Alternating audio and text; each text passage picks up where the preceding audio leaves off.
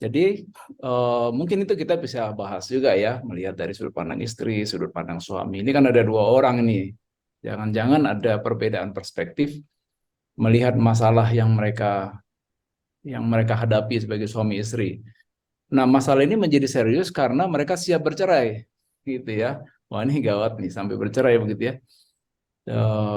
Artinya ini persoalan yang sangat serius, gitu ya. Mungkin kita bisa juga melihat dari kesan kita mengenai sang suami atau sang istri dari cara mengungkapkannya atau dari mana saja. Lalu mungkin ada juga yang bisa mengulas tentang bagaimana pengaruh latar belakang dalam hal ini. Kalau nggak salah mereka bercerita tentang masalah latar belakangnya masing-masing ya. Diana bagaimana, si Guy bagaimana gitu ya. Jadi apakah itu juga berkontribusi terhadap permasalahan mereka gitu ya. Tapi dari sudut pandang apa gitu. Nah, baru kita bicara bagaimana komunikasi mereka sebenarnya. Kalau kita coba pilah-pilah begitu ya. Oke lah, tadi dia katakan mungkin masalah mereka ini komunikasi. Setiap pasangan pasti punya masalah komunikasi. Baik secara generik memang itulah ininya, apa namanya, yang kita lihat begitu ya. Tapi sebenarnya apa yang terjadi dengan komunikasinya mereka? Barangkali itu kita bisa ini ya, kita diskusikan. Saya ingin tampilkan satu gambar nih ya, gambar nih. Apa ini kesan atau ide yang muncul melihat pasangan suami istri ini? Akur ya Pak ya. Akur, oke, ya. Terus yang lain? Happy. Ini gambaran Pak Robert masa tua ya Pak ya. Ada Astaga. namanya. Ada namanya soalnya Pak. Oke. Terima kasih Pak. Saya mungkin berharap begitu juga ya sama istri ya. Yang lain apa kesannya, impresinya lihat gambar ini? Sederhana, Pak. Sederhana. Ya, Oh, apa yang menggambarkan sederhananya? ya cukup berdua dengan makanan kita bisa ketawa kan. Iya ya, iya, Kalau iya. itu ya hidup, Pak. Ini kebayangnya ini berarti kalau mereka punya anak udah besar-besar ya anaknya ya. Betul. Akhirnya tinggal berdua aja memang ya. Jadi mulai berdua, akhirnya juga bisa berdua aja kecuali anak dan apa namanya menantu dan anak-anaknya tinggal di rumah kita gitu ya. Ada kesempatan langsung mengurus cucu juga tuh kayak ini busonya. Ada kesan lain? Saling mengasihi, Pak. Lihat tatapannya, saling menatap, saling Ah, memperhatikan, kelihatan. dari tatapannya ya, dari bahasa tubuhnya kelihatan saling mengasihi ya. Nggak sedang saling menyakiti ya. Ya, Hmm, ya, ya. Kalau sekarang ditanya dengan jujur, mau nggak kayak begini kalau udah tua? Mau atuh Pak. Mau ya? Pak. Oh, mau banget ya. Iya, Cuman makan tomat aja bahagia banget kayaknya. ya. betul. Portofolio sahamnya kayaknya udah ini Pak ini. Wih, Portofolio sahamnya udah. ya itu sih walau-walam ya. Gak pengen tahu ya.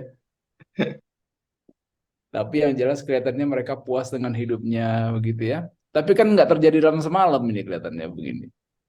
Ya, di balik ceria ini barangkali ada cerita-cerita juga yang naik turun begitu ya. Ada banyak polisi tidur yang menggoncang begitu ya. Mungkin banyak juga jurang yang harus dilewatin bersama gitu ya. Ada gunung yang harus didaki bersusah payah gitu ya. Kita hanya melihat capture-nya sekarang seperti itu, lagi bisa menikmati makanan sama-sama. Mungkin saling mengingatkan yang itu nggak sehat, kamu makan yang ini aja ya, gitu ya.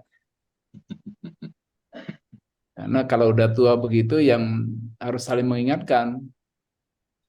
Kalau enggak, bisa fatal akibatnya. Oke, terima kasih untuk kesannya. Ini sebenarnya topik di balik ini adalah bagaimana membangun pernikahan yang lebih kuat. Ini beberapa tips mengenai healthy communication ya. Uh, ada beberapa hal yang disebutkan di sini ya. Betapa pentingnya komunikasi dalam pernikahan. Tetapi komunikasi itu bisa efektif, bisa tidak efektif. Tetapi komunikasi yang efektif adalah kunci untuk membangun hubungan dalam pernikahan yang kuat dan sukses, gitu ya. Dan selalu disebutkan yang muncul lagi adalah dalam komunikasi, satu, mendengarkan secara aktif. Mendengarkan secara aktif itu bukan seperti mendengarkan istri sambil baca koran atau nonton TV, itu tidak aktif, ya. Itu mungkin hanya dengar suara saja, gitu ya. Nah, ini kunci yang disebutkan. Kemudian mengekspresikan, mengungkapkan diri dengan jelas, gitu ya. Pendapat, perasaan itu jelas, gitu ya. Jadi nggak kabur, nggak abu-abu, begitu ya. Kalau bicara ya mesti jelas isinya, begitu ya. Lalu prioritaskan dialog terbuka.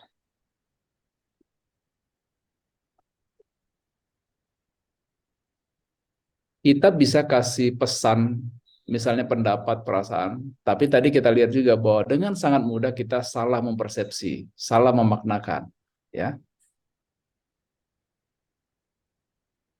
Kalau kita bicara misalnya nggak pakai tolong, kesannya jadi perintah, ya.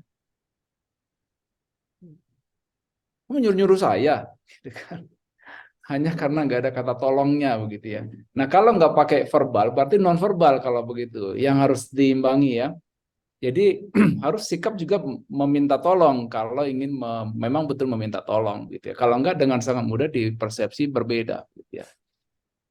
Jadi memang komunikasi sepertinya mudah, tetapi kenyataannya tidak, ya. Beberapa kesalahan yang biasa dilakukan dalam berkomunikasi adalah tidak saling mendengarkan, not listening to each other. Kadang-kadang orang lebih senang berbicara, lebih terampil berbicara, tapi tidak terampil mendengarkan. Atau ada orang lain sedang berbicara, dia sudah sibuk menyusun kata-kata, sampai dia tidak mendengarkan apa yang baru dikatakan, gitu ya. Akhirnya terjadi pertengkaran. Atau akhirnya salah persepsi lagi, salah lagi. Makanya kamu dengerin saya dulu. Enggak, kamu yang dengerin saya dulu. Nah, udah payah deh kalau begitu caranya. Jadi harusnya kan bergantian tuh bicara. Ini kadang-kadang saya kalau konseling pasangan begitu, kelihatan tuh dua-duanya cara berbicaranya. Istri belum selesai bicara, suami udah langsung nyalip aja. Saya bilang, Pak, tunggu Pak, istrinya bicara selesai dulu, supaya kita jelas apa yang disampaikan. Tuh kadang-kadang begitu ya. Atau sebaliknya, suaminya yang ngomong langsung disela sama istrinya. Bukan begitu, katanya. Ya ini belum selesai ceritanya. Jadi mungkin di antara mereka pun seringkali komunikasinya belum tuntas. Belum selesai kalimatnya bilang, aku udah tahu apa yang mau kamu sampaikan. Gitu ya. Wah, orang kalimatnya belum selesai, gitu ya, udah langsung. Lalu kesalahan yang lain adalah mengkritik daripada menyampaikan apa isu yang dilihat, begitu ya. Lebih banyak mengkritik. Artinya tidak membicarakan apa yang sedang ingin didiskusikan, tapi langsung mengkritik. Kamu tuh begini, kamu itu begitu, ya. Jadi menyerang orangnya bukan isunya, gitu kan. Kalau kita mengkritik kan kita berarti menyerang orangnya ini. Itu yang juga disebutkan ya, kesalahan dalam berkomunikasi. Kemudian menggunakan bahasa tubuh yang negatif atau tone-nya yang cenderung misalnya itu entah tone of voice itu bisa tinggi, bisa apa seperti ngeledek juga bisa, begitu ya. Jadi ada yang berhubungan dengan mendengarkan lalu mengkritik kecenderungannya, atau bahasa tubuhnya dan intonasinya seringkali menjadi masalah dalam berkomunikasi, ya. Nah, yang selalu juga disarankan adalah tentang mendengarkan, ya. Komunikasi itu, mendengarkan itu penting sekali, ya. Bagaimana mendengarkan yang efektif, ya. Mungkin kita bicara banyak teknik-teknik public speaking misalnya, gitu ya. Banyak teknik menyampaikan, tapi mendengarkan, ya. Mendengarkan yang efektif adalah satu, memberikan kesempatan, memberikan perhatian kepada pasangan dengan tidak terbagi-bagi, gitu ya. Jadi betul-betul didengarkan, gitu ya. Ini bukan hanya suami saja yang punya kecenderungan tidak mendengarkan istri. Istri pun bisa tidak mendengarkan suami, ya. Apalagi kalau istri merasa dia adalah multitasker, gitu ya. Dia merasa bisa melakukan banyak hal, ya. Kadang-kadang dia bilang, ya aku dengar, gitu ya. Jadi bisa suami, bisa istri yang begitu ya. Tapi bisa aja suami tidak merasa didengarkan, atau istri merasa tidak didengarkan, gitu ya. Jadi undivided attention, ya. Jadi kalau memang mendengarkan, ya duduk dengarkan baik-baik. Lalu tunjukkan empati. Empati itu tadi adalah kemampuan berespon, memberikan respon penghayatan emosi seperti yang dirasakan ya. Jadi menunjukkan perhatian. Bukti bahwa kita memperhatikan orang adalah kita bisa mengungkapkan apa yang kita rasakan tentang apa yang sedang dia rasakan. Misalnya bisa menangkap kesedihan, bisa menangkap kekhawatiran. Kamu lagi khawatir ya, gitu ya. Jadi atau lagi takut. Jadi kita bisa menangkap ketakutan, kekhawatiran atau kecemasan atau rasa bangga begitu ya. Kalau dia cerita sesuatu yang membanggakan, kita tahu bahwa dia sedang bangga ya. Ya oke, kita harus memuji dia gitu ya. Nah, kalau sedang nunggu mau dipuji nggak dipuji, ya kuciwa gitu ya. Wah, dia nggak ngerti perasaan saya itu ya. Ya udah misalnya gitu. Dia bahkan tidak mengapresiasi gitu ya. Jadi coba tunjukkan empati, artinya tunjukkan bahwa kita mengerti apa yang dirasakan. Itu tadi seperti dikatakan itu ya. Lalu hindari untuk menginterupsi atau bersikap defensif. Ini juga ya. Jadi menginterupsi itu membuat komunikasi tidak efektif karena belum selesai pesannya dan kemungkinan untuk salah mengerti lebih besar. Lalu bersifat defensif artinya kita tidak mau berkomunikasi, berdialog, udah membela diri begitu ya. Jadi udah di stop aja, udah mengeluarkan tamengnya, apa aja yang kamu ngomong saya nggak tanggapin lagi, nggak dan nggak peduli begitu ya, dan tidak mempengaruhi saya juga. Jadi sudah bertahan dengan posisinya atau pendapatnya. Itu membuat kemudian komunikasi tidak efektif, mendengarkannya pun tidak efektif ya. Orang yang defensif itu kan langsung mau membela diri begitu ya. Dia belum dengarkan dulu gitu ya. Dia akhirnya gagal mengerti juga. Istilah anak sekarang tuh gagal paham gitu ya. Jadi banyak persoalan jadi gagal paham tuh gara-gara tidak efektif mendengarkannya. Saya kadang-kadang kalau dengar istri saya harus ada pelan-pelan. Kadang-kadang kan ngomongnya itu bagaimana Pak? Apa yang mana gitu ya. Ini konteksnya apa bicaranya? Saya nggak ngerti gitu ya. Jadi saya sulit mengerti gitu ya. Kadang-kadang kan kita bisa berasumsi, oh itu maksudnya gitu ya. Tapi mestinya lebih menolong kalau misalnya disebutkan subjeknya apa, konteksnya apa, gitu ya. Nah, itu mendengarkan. Lalu sekarang bagaimana berbicara? Bicaralah dengan jelas dan juga dengan sikap menghargai. Ya, ada beberapa contoh yang disebutkan ya dalam clear communication itu adalah bahwa itu adalah kunci untuk pernikahan yang sehat. Gitu. Gunakan I statement, bukan you statement. Menilai itu kita menggunakan you statement. Kamu begini. Kamu, apalagi kamu dan keluargamu. Waduh, ini udah bawa-bawa satu klan, ini udah repot nih ya. Coba gunakan I statement. I statement juga menurut saya, atau apa yang saya rasakan dari apa yang kamu katakan tadi itu I statement. Jadi tidak menyerang ya, tidak menilai juga. Karena I statement itu berarti kan hanya mengungkapkan apa yang dirasakan dan apa yang dihayati. Ya. Dan sebenarnya kalau kita membiasakan dengan I statement itu tidak akan terjadi sampai ada pertengkaran. Kecuali yang satu merasa ada kecurigaan dan merasa dituduh. Gitu juga kan ya. Kan nggak ada yang salah dengan mengungkapkan perasaan. Asal saya tidak bilang, misalnya aku merasa kecewa. Karena itu kan perasaan aku. Tapi kalau bilang kamu mengecewakan saya, beda nggak kesannya? Saya tidak bermaksud mengecewakan kamu, gitu ya. Sedikit pun tidak kan. Tapi kalau gue bilang aku merasa kecewa loh, atau aku merasa sedih loh, gitu ya.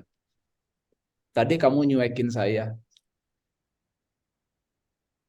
Nyuekinnya kan fakta gitu kan, atau kamu tadi tidak ngajak saya bicara dulu, atau kamu tidak menyapa waktu masuk ke rumah, gitu ya. Aku merasa ini tidak diperdulikan, gitu ya. Itu perasaannya, gitu ya. Tapi menyampaikannya juga harus dengan respect gitu ya. Jadi itu satu, menggunakan I statement, mendengarkan secara aktif dan be respectful ya. Walaupun kadang-kadang kita nggak setuju. Nah, tidak setuju bukan berarti yang satu lebih rendah daripada yang lain gitu ya. Ingat di kasusnya Diana sama Guy merasa dua-duanya benar gitu ya. Berarti yang lain salah dong gitu ya. Merasa yang satu lebih mulia daripada yang lain gitu ya. Atau merasa yang satu lebih tinggi derajatnya daripada yang lain. Oh, memang dasar dari keluarga rendah misalnya gitu kan. Waduh, itu nyakitin banget deh ya. Biar bagaimanapun kita tetap menghargai dia walaupun latar belakang. Bayangkan si Guy bilang misalnya, lu kan datang dari keluarga miskin misalnya gitu kan. Gak usah macam-macam deh gitu ya. Ini aja misalnya kamu udah bersyukur nih gitu ya. Kalau dia bilang sama si Diana, apa nggak tersinggung dia gitu ya. Kalau udah sakit hati, kemungkinan akan membalas, nyakitin lagi. Kita coba cari celahnya mana yang bisa disakitin lagi. Oh, kamu, bapakmu aja pemabuk begitu, katanya apa sih yang bisa dibanggakan gitu ya. Nyerang lagi kan, gitu. Akhirnya saling menyakiti. Nah, kalau saya lihat kalau pasangan suami istri sudah saling menyakiti dan masih semangat saling menyakiti, sulit sekali berharap bahwa keluarga itu akan bertumbuh dengan sehat gitu ya. Dan sudah banyak buktinya yang terdampak juga adalah anak-anaknya. Satu, anak-anaknya merasa tidak betah di rumah. Yang kedua, anak-anaknya merasa, kok begini sih orang nikah? Nanti kalau anaknya bilang, aku nggak mau nikah deh, nanti kalau udah besar. Jangan heran, karena contoh pernikahan yang dia lihat tuh kayaknya nggak ada bagus-bagusnya gitu ya. Kalau begini caranya saling menyakiti, lalu buat apa menikah gitu ya. Ada itu anak-anak yang bilang begitu. Lalu mulai khawatir nih bapak ibunya, aduh anakku kok nggak mau nikah ya, gitu ya. Gawat nih. Ya kalian contohnya negatif sekali yang dia lihat kan, yang sehari-hari dia lihat itu di di rumah. Kalau komunikasinya tidak saling menghargai, kemudian saling menuduh, saling menghakimi, ya itu nanti akibatnya begitu ya. Selain berdampak kepada pernikahan itu sendiri menjadi tidak sehat komunikasinya, nanti cara komunikasi dan juga mungkin ya anak-anak mereka tidak percaya lagi dengan lembaga pernikahan. Jadi semuanya itu bisa berdampak kepada yang lebih besar ya. Nah, jadi sebenarnya yang mesti diupayakan oleh pasangan suami istri adalah membangun komunikasi yang baik dan jelas supaya hubungan pernikahannya sehat. Tadi jelas Diana dan Guy tadi itu pernikahannya nggak sehat ya mereka. Itu sebabnya mereka pergi ke profesional ya. Nah, apa yang bisa dilakukan untuk meningkatkan komunikasi? Satu, mempraktekkan active listening ya untuk pengertian yang lebih baik mengenai pasangan ya, active listening ya. Lalu mengembangkan non-verbal cues. Jadi apa ya, bahasa tubuh ya untuk menunjukkan support dan minat gitu ya. Jadi waktu berbicara ya mestinya dilihat, jangan dicuekin gitu ya. Mungkin eye contact juga bisa, saling memandang, saling memperhatikan. Jadi menunjukkan minat, menunjukkan penghargaan.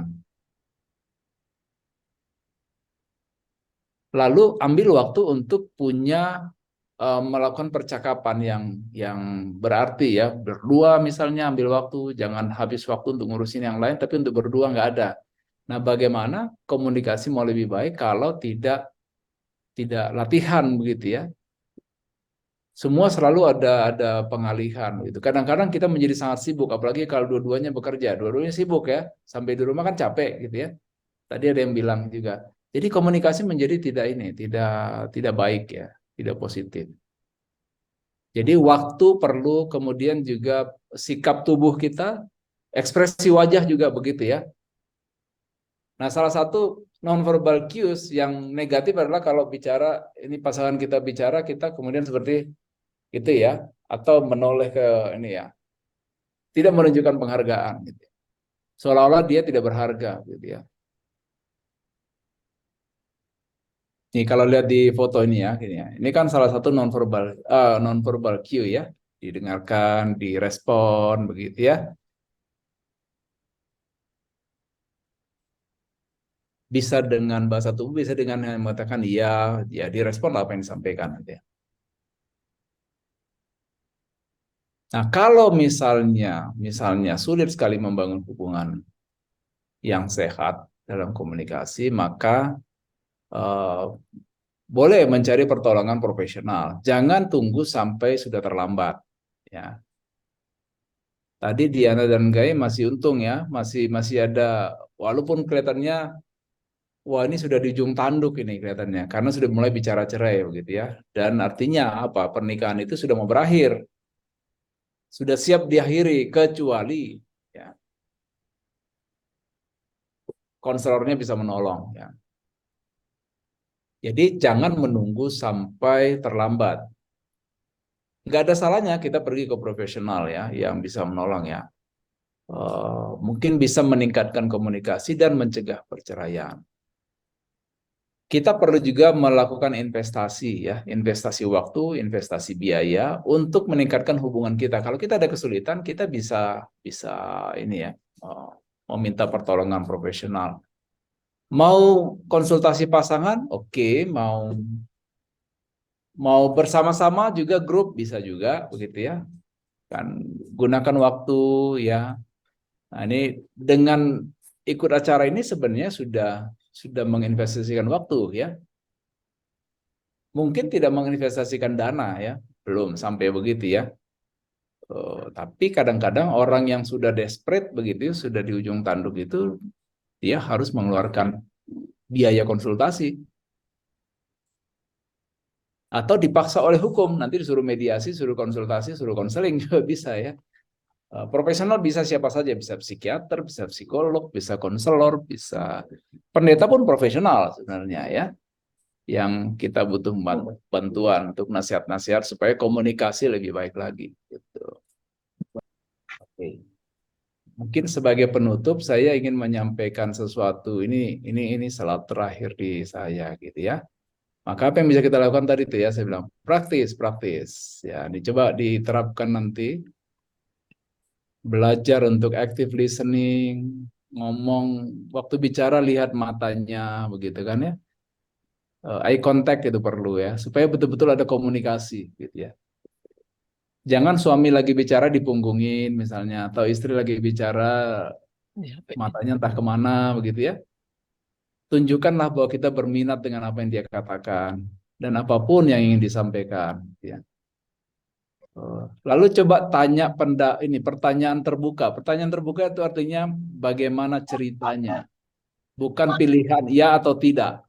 Nah ini kalau komunikasinya terlalu banyak pakai kalimat tertutup, itu pasti singkat-singkat aja, nggak ada cerita. Open ended itu sangat menolong karena kita ingin tertarik lebih banyak begitu ya, mengeksplor ya. Lalu usahakan untuk merephrase, untuk mengecek benar nggak yang saya dengar gitu ya. Kalau dia bicara benar nggak ini yang sampaikan, daripada kemudian kita mispersepsi tadi atau kemudian berasumsi gitu ya. Ini hal yang sangat praktis yang bisa dikerjakan ya. Ya, bisa dimulai dari malam ini.